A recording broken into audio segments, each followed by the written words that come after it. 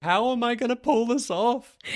If I go over there and her mum gives me spicy food, I have to eat it. I'll die, but it will be an act of love.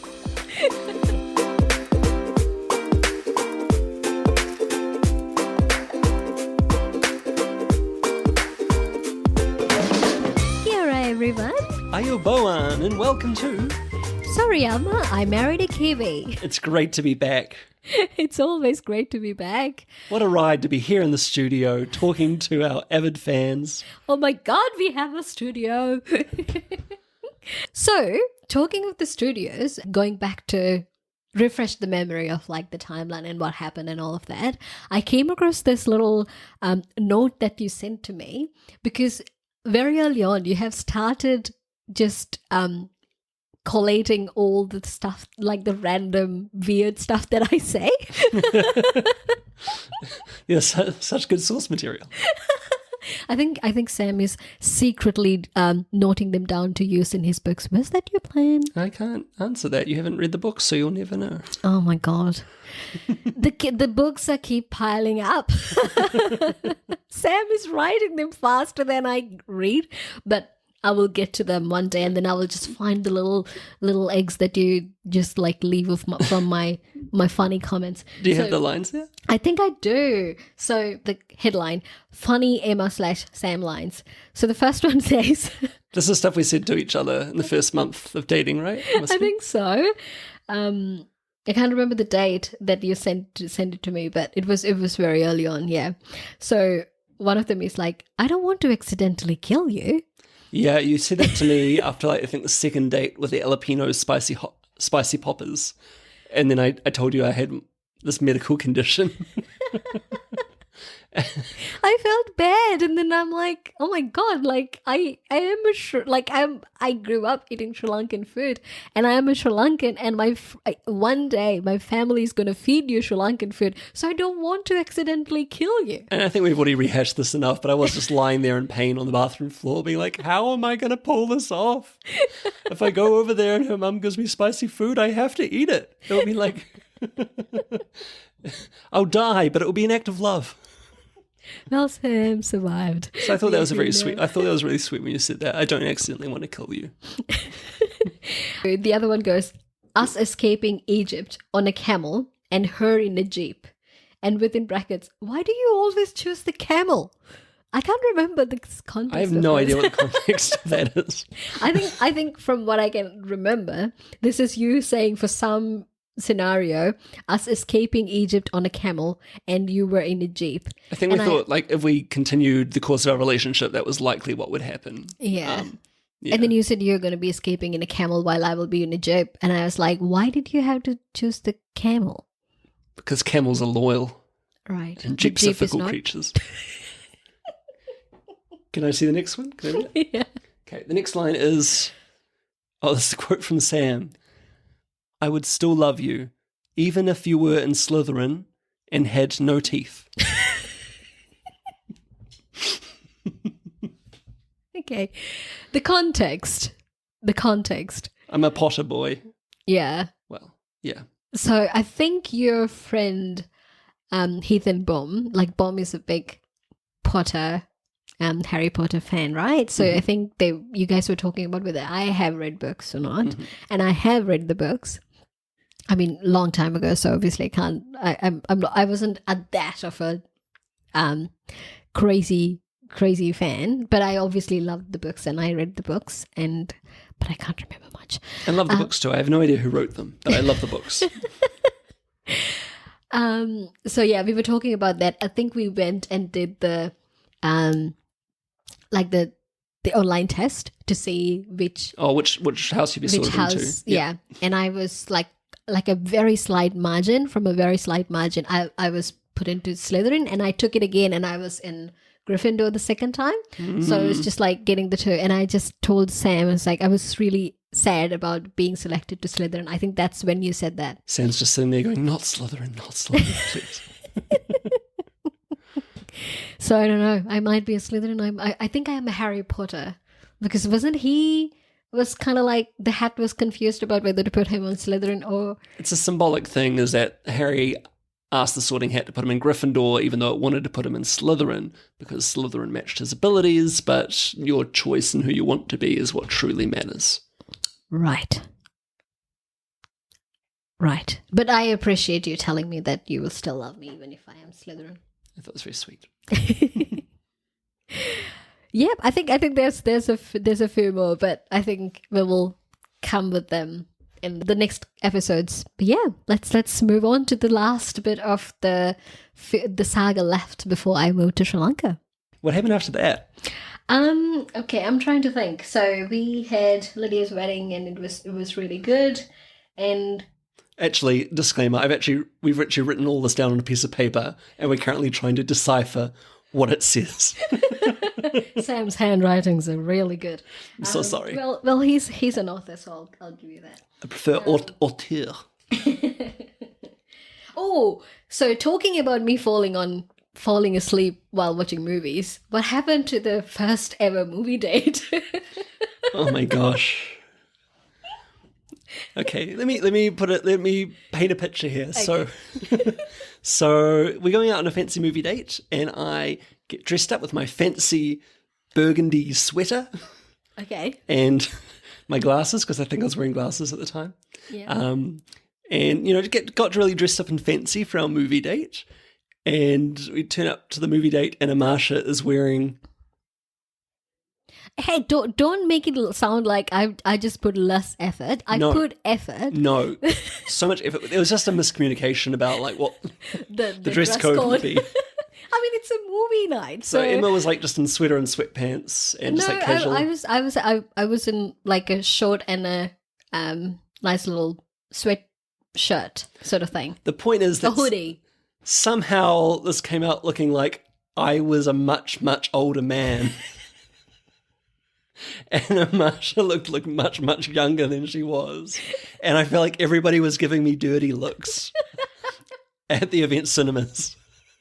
And I was like very uncomfortable. There was a lot of school kids, and I think I kind of looked like one of them. Even the person with the popcorn counter is like, "What are you doing, man?" Well, anybody who has seen us, I'm very petite and I'm short, and then Sam is tall. Also, I was growing in the beard at that time, so. But yeah, any hoopsies. So we watched, was it Wakanda, Black Panther? Wakanda Forever. It was Black Panther, yeah. And it was only the second time I'd been to St. Luke's event cinemas. And for some reason, both times that I've been there, the person with me fell asleep. Well, maybe then the problem is the cinema, not me. Okay. I'm glad you didn't say it was me. Let's go. So you and the cinema. My friend Josh had been so excited to see Doctor Strange 2, and then he just fell asleep and was heavy breathing through that movie. And then now and then he'd wake up and be like, "Oh, wow, amazing cinematography." And then fall asleep again? Yeah, try and look like he was involved. And then Amasha fell asleep. Maybe I just shouldn't go to Marvel movies anymore. Yeah, and maybe that's a sign. They have a big fight sequence where they're throwing like water grenades, and then like one of them went off and Amasha's like, woke up. Yeah. Went back to sleep. I must have been very tired, okay? Well, I have a history of falling asleep on the movies, but that was the first time I fell asleep in a movie theater. So it has to be something to do with you. Or the cinema, I don't know. It was beautiful. And by that point we were at... I think we were almost towards the end, and then... It was like that was November 21st, so like 5 days until you fly out of the country. Yeah. Possibly forever. And then, so we packed up in my workplace, and then it was very nice that there was somebody to come to the office when I just like, in like those movies, like when you walk out of the door with your box of personal items and then just like, like a whole new world. For those who don't remember, Amasha was working at a prestigious law firm. Thank you. It was fantastic work, and I had the most amazing view of the whole CBD. And I was like, every day I was like, what am I doing in this place? It's just Hello, insane, Auckland. the view. So like a full picturesque view of the harbour bridge in the ocean, like New Zealand, Auckland it's so gorgeous. So yeah, anywho, I had to say I just said goodbye to the workplace, and I was Sam came to. Goodbye, view. That was I think the hardest part. Like, if I'm being like 101% honest, like the hardest part saying goodbye to their work was the view. Yeah, I'll miss you, co-workers. Just move out of the way. Give me Just one wanted last to look. talk in one last time. But yeah, and we just I just said goodbye to that chapter, and we were getting ready to go. I was getting ready to go to Sri Lanka. I was packing and stuff, and so then we went to.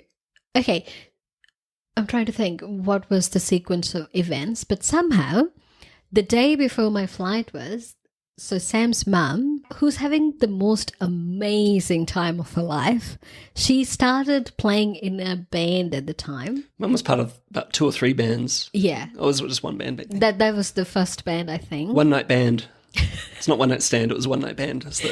And then she was throwing, so for her birthday, all of her band friends were performing at her house in Thames, a little drive away from Auckland.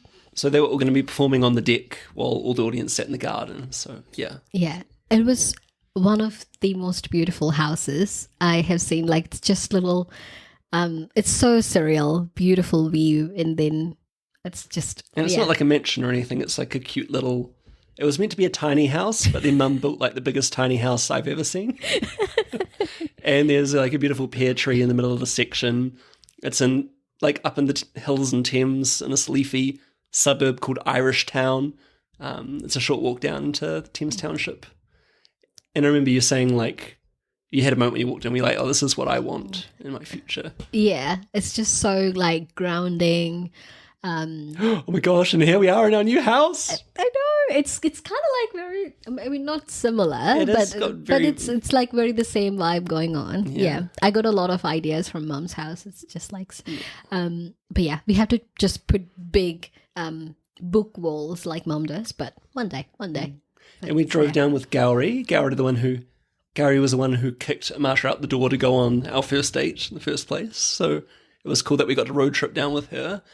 But that was like going to be the last, like that was Amasha's last day basically in Auckland. So we had to pack up everything, find somewhere to store Amasha's stuff, and then drive down. And the day after the band thing was going to be Mum's birthday, like brunch in Thames. So I'm like, how do I go up to drop Amasha at the airport the next morning without like clearly skipping my mum's birthday for a girl I'm interested in? Like, you know, I was trying to balance those two things. And you were not driving at the time as well. So there was the added complexity of how are we going to get there and how are we going to get back? Even if we drive my car, like how are we going to get back the car? Or like so many things were not working. I was not a fan of driving. I was very much a walking boy or a bus boy. And so, yeah. And then we were like, oh my God, how are we planning this? And then Gowrie came to the rescue, and then Mum invited Gowrie as well. That made it easier. It made it easier. And then Gowrie and I thought, okay, let's just go together. And the three of us drove down to Thames and then had the most amazing time. To see One Night Band. It was One Night Band. Are you sure? Yes. Okay, good. It was, I don't know, you're the author, I'm trying to paint the picture here, but still, like, you had, so we had, like, flickering lights throughout, like, everywhere. She has decorated with, like, a lot of lights.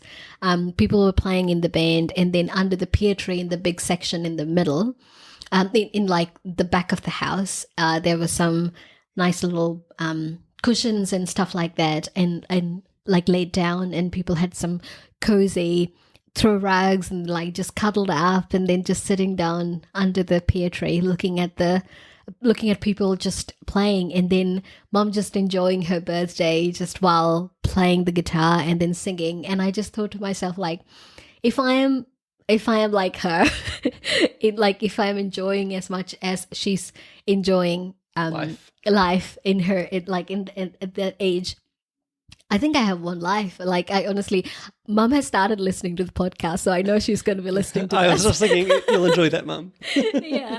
And I was just like, oh my God, this is just epic. And I also think like that also make me want to like somehow make it try and work with you as well. Because of my mum? I mean, It's not always just- about Sylvia Blood, isn't it?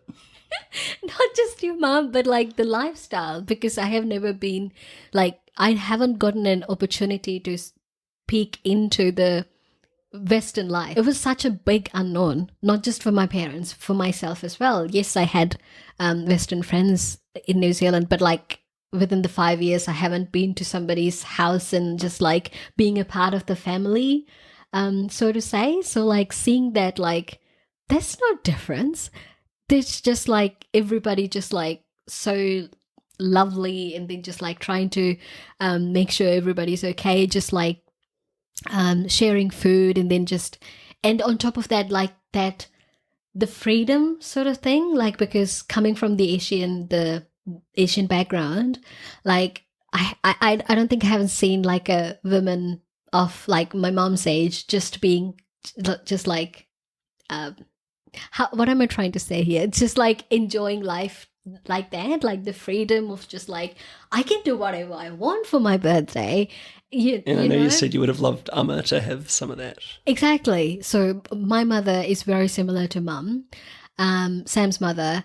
So they have very similar characteristics from what I can see, in the sense like, I think we are going very deep here. I don't know.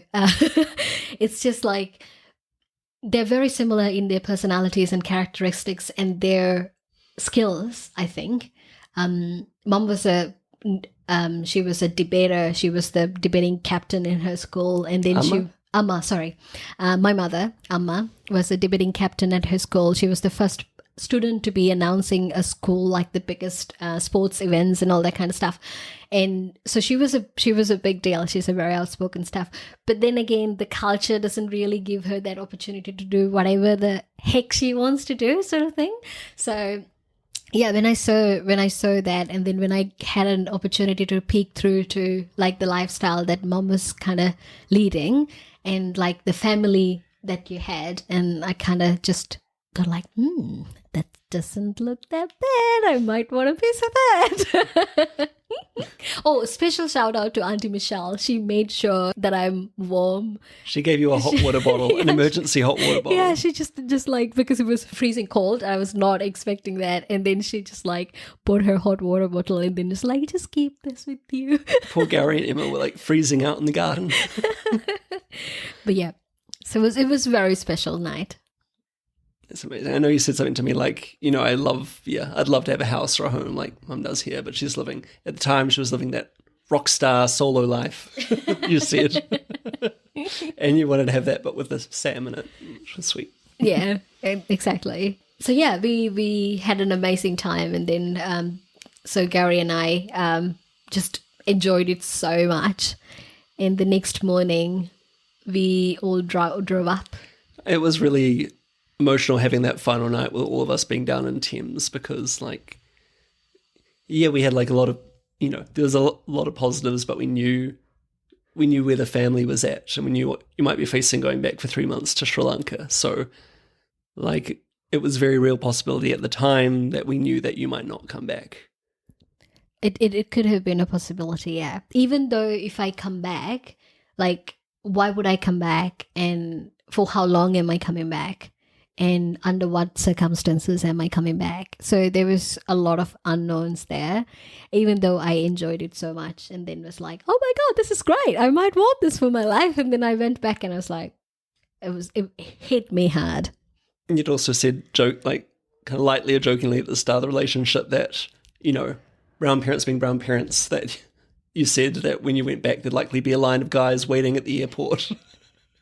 Like a stack of marriage proposals just waiting, which just reminds us of like the cultural context, because I think even like some of your workmates said, don't go back because I know what parents are like, and they'll be trying to organize someone. I can't remember who said that, but Yeah, it was kind of definitely said at some point. Yeah. Just think it's just like a wider like cultural understanding that that's what. I remember after I came back, I was this is a story for another day probably, but just to add to the context, I remember after I came back, while we started date, we were like, okay, we're gonna do this sort of thing, and I had a EAP session. And then, so I was telling her like therapy through work. I had a yes. So therapy through work. So well, I needed therapy at the time. Employment assistance program. I'm not sure, but yeah. So this lovely, the most amazing person. So she told me about the story of this particular girl who went back home. She's from a Asian background as well, but she ended up never coming back because possibly her parents got an arranged marriage for her, so she never came back. So obviously I came back, and my parents are not that kind of forceful people, but at the same time the possibility was there, plus it became not to the extent of Sam saying like there was a line of guys waiting outside in the airport, not to that extent, but at the same time it was the reality. It is not to that extent, but kind of like to some level, the proposal situation happened.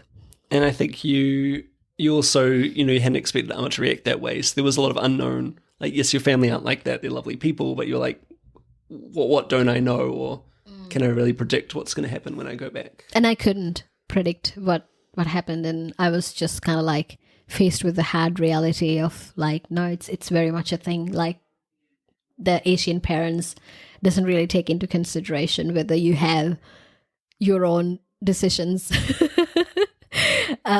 So there was a bit of a battle there, yeah. So it was really surreal having that last night together in Thames with Gowrie and everyone down there as a family, and it was beautiful and it was heartbreaking and surreal as well, like kind of an out-of-body experience because there was so much love and I didn't know if that was, going to be the end there.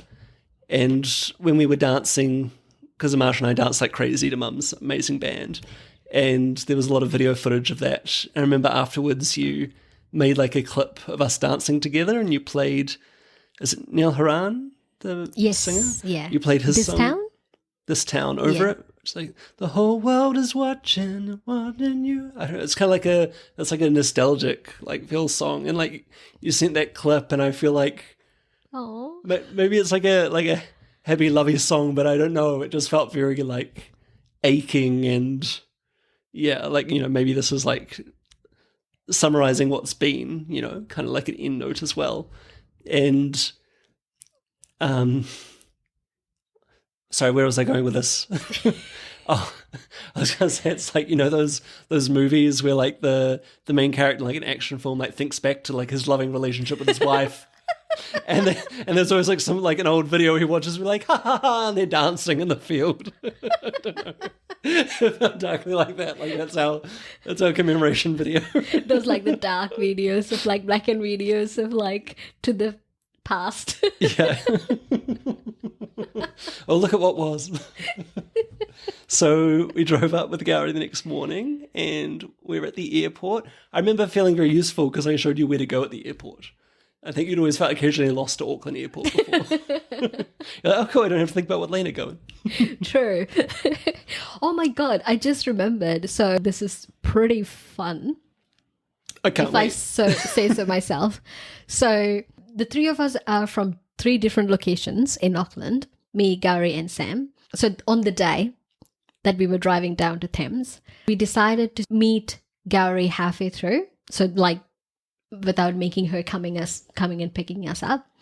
So Sam came to my place and then we took the 2 bags, my traveling bag, like the big bag and the small carry-on. So with the 2 bags and the 2 of us, we took an Uber to a Mobile halfway through. So Gowrie can pick us up. I don't think you remember this. So we came there and then in the middle of, I think it's somewhere in Green Lane, we're just saying random suburb names in Auckland. Sorry about that. We could be making them up for all you know. And there I was at the Beltrox interchange. Yeah, so in the Beltrox interchange, in there, Mobile is a gas station. So we were waiting for Gauri to come and pick us up. And while we were waiting, so my carry-on luggage, do you remember that it started to just I do remember looking away for a moment and turning back and your luggage wasn't beside me anymore. And then we just like, I don't know, we must have been talking about something. And then like, I just looked around and then my little carry-on is nowhere to be found. And I was like, where did it go? And then just like looked around and then it's just like going its own way. Whee! Just waddling down to the main road, which is such a trafficy time. And I was just like, and then the next minute I'm just running after Oh my God. It's like, wait. And then Sam is running after me. And it was such I was like, please, Meg, come back. You're trying to save the bag. I'm trying to save you. Anyway, so, and then we got that. And then so friend of mine, her partner, they just got married the next month and a half later. But he wanted me to buy something from Pandora as a gift for his future wife at the time. Ari and Sam was in the car while I went to pick the Pandora bag. So I just collected it and I came back because like there was no parking or something. So the two of you were driving around the car park and I just ran into the mall, quickly picked it up. And it was so hard to find that too. It's also Sylvia Park, which is just like a mall in a giant line. So you're running all from one end to the other end and back down the other end and again. it was on the second floor and I'm just like, the map is says on the way it's to the- right here. It's not here. This is like Is this on the way to the airport as well? This was on the way to on the way to Thames, like Oh, the day okay, before. yeah. And then I was just like running, and then finally found it, and then came back, and then I got into the car. And then when we got to Thames, you gave me a beautiful pendant from Pandora, like a little charm. And then Gauri looked at you and he's like, did you send Amasha running into the Pandora to get her own gift, Sam? It's just a look of judgment like, really? Because I know Marsha always had a Pandora bracelet which has all the charms on it, and I wanted a really meaningful one for you. And we kind of had a thing at one point early in the relationship where Amasha said that kind of what she was looking for in a relationship, she thought of herself as like a koala. Like she's a strong, independent woman, but also she wants to be able to have the safety to just be like a koala in a tree and just like cling and just be a koala at times and chill. And be able to have both those sides and that vulnerability, right? Without worrying about that. So I thought it'd be awesome to get like a tree Pandora charm. And it said, what was it? It was something very sweet on it. My favorite place. You're my favorite place to be or something? Yeah, nice. Yeah, something like that. I can't remember. Yep. So yeah, Amasha's officially a koala. I tried to say that I was a snow leopard early on. Like I think of myself as a magnificent snow leopard, but I think I got sidelined as a red panda somehow. So just to jump ahead again, so our wedding cake ended up being a red panda marrying a koala. And then Marsha's cousin did the cake and made this beautiful like flower train veil for the koala, which matched like Marsha's actual dress, which was hilarious. But yeah, side context. So yeah, poor Gauri thought that you actually sent me by myself. So what do you remember from the airport with the... I don't know. It was a very, very, I guess a sad moment, so I kind of wiped my memory. It's suppressed. One day it will just open up. No, I remember we just sat down before, so we checked in and I checked in and everything, and we just went to a cafe and then sat down and had some good chats. You took a few photos of me. You wanted a lot of photos of you, I think, with the departure. So I was definitely working all the angles and being a cameraman. Yeah. Social media guy. Yeah. You were doing great. I did not. I was like crying at the time. As I took the photos. Yeah, you took the photos, which I never posted. I think I need to get to the habit of posting stuff. I will. Yeah, it's probably time. It's probably time. The classic New Zealand departure gate at Auckland Airport. That was the goodbye. Yeah, that was the goodbye, and then I flew to Sri Lanka after that. I feel like not making it like epic enough. Okay, how do we make it epic? And I said bye. It was such a sad day. Wherever you are. You're singing today. Yeah. Is this rainy weather making you want to sing? I think it's just bringing out my dramatic side. I was a drama kid. I think everybody knows that now. So, do you remember? What were you feeling? I'm trying to remember. It's like that. See, you have suppressed that memory too. Because that night in Thames with everyone down there, like that huge closeness, and then knowing that it was like the eve of you leaving as well. There's so much emotion there. But like, I just remember me taking all the photos of you at the airport when you're sitting at the table and I'm working the angles. I don't remember the exact goodbye moment. Maybe it's just suppressed. Like I think it is suppressed. Yeah. Then I went down to Mum's big Italian birthday brunch in Thames straight after that with Dad and Jack. That's right. So you went through and I instantly had to like text Dad, who was waiting nearby, to pick me up and go down. It was very like time tight. So yeah. You were sitting on the plane eating snacks. Yeah, how was the Italian And we never saw brunch? each other. We never saw each other again. It was a beautiful summer. Yeah, And yeah. It's a good movie, like a 1 month. It's a good, yeah. But it's been good seeing you again. Yeah, good seeing you again. Thank you for buying a house with me, like after. Yeah, that was a surprise. After just random catch up after what, 3 years now? But I feel really good. We finished the 30-day lead up. How to win a girl in 30 days. Yeah. Did I win her in 30 days? We'll find out. Yes, we will find that out next week. On that note. Sorry, Amma. I married a Kiwi. Alrighty, guys. See you next week. Tune in next week for the next episode of Sorry, Amma. I married a Kiwi. Bye-bye. Bye-bye. We love you.